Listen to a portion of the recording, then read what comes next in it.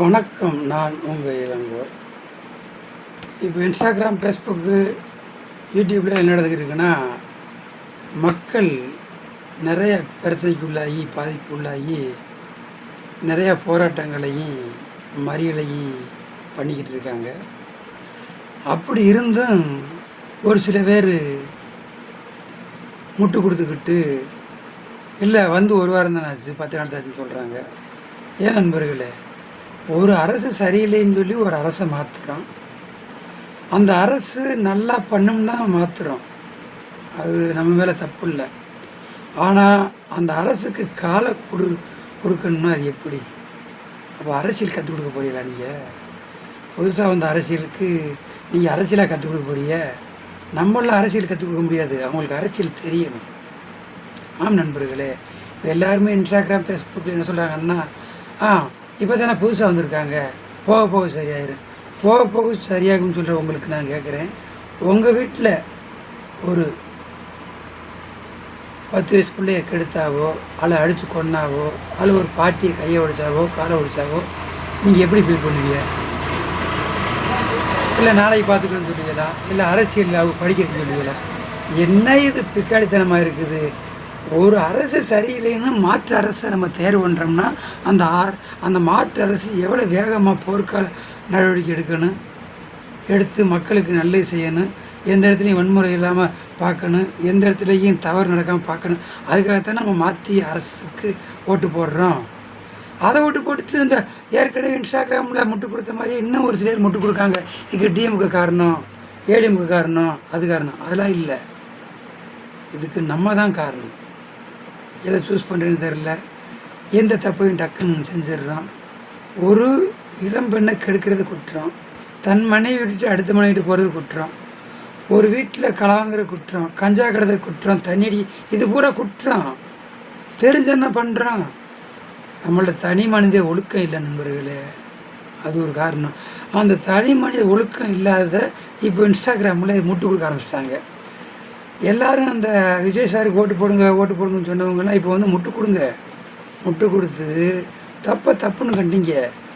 ஒரு மனிதன் செய்கிற தப்புன்னு சொன்னால் தான் அடுத்தாக்கெல்லாம் தப்பு செய்ய மாட்டான்.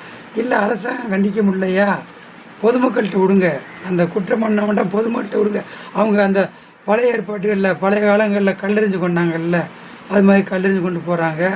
சிலுவை எறிஞ்சு கொள்ளட்டும், அரசு தனியாக போட்டு பொதுமக்கள்கிட்ட விடுங்க.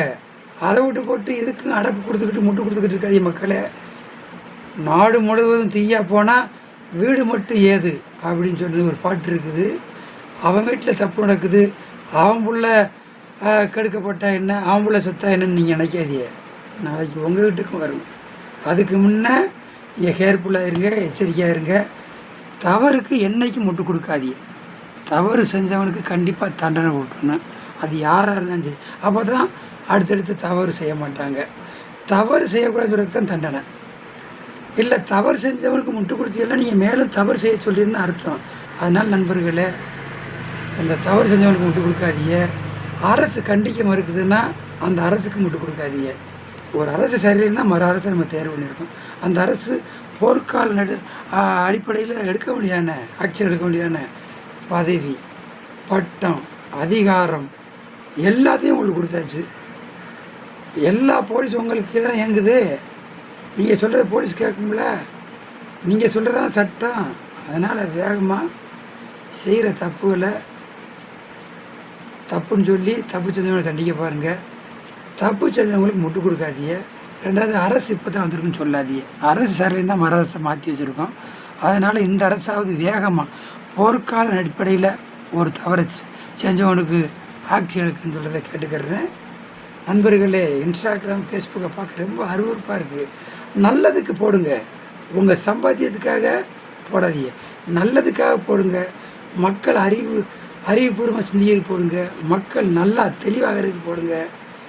தப்புக்கு முட்டு கொடுத்தீங்கன்னா அப்போ அது என்ன சமுதாயம்? சீர்கட்ட சமுதாயமாக போய்கிட்ருக்கோம். தப்புக்கு முட்டு கொடுக்காதீங்க, தப்புன்னு போடுங்க. அதுக்கு அவன் உடந்த இவன் வந்தேன்னு போடாதீங்க. இப்போ இருக்கிற அரசு தப்பு செய்கிறவனை தண்டிக்கணும். அதான் அரசியல் படிக்கிறதுக்காக ஓட்டு போட்டிருக்கீங்க. நீங்கள் அரசியல் படிக்கிறதுக்கு ஓட்டு போட்டிருக்கீங்களா? அரசியல் படிக்கிறதுக்கு ஓட்டு போடுறதுன்னு தப்பு, அது அப்படி சொல்லாதீங்க. அரசியல் படித்து கொடுக்குற ஓட்டு போடுறிய, அப்போ ஒவ்வொரு வட்டமும் நீங்கள் மாற்றி மாற்றி அரசியல் படிக்கிறதுக்கு ஓட்டு போட்டுருக்கிய. அப்படி அரசியல் படிக்கிறதுக்கு ஓட்டு போட்டீங்கன்னா நாடும் நாட்டு மக்களும் ஒன்றும் இல்லாமல் நாசமாக போயிடுவோம். அதனால் நண்பர்களே, தவறு செஞ்சவங்களை தண்டிக்கணும். இப்போ உள்ள அரசு போர்க்கால நடவடிக்கை எடுத்து தவறு செய்கிறவங்க பிடிக்கணும். அதுக்காகத்தான் நாங்கள் வாக்களிச்சிருக்கோம். நன்றி. நான் உங்கள் இளங்கோ.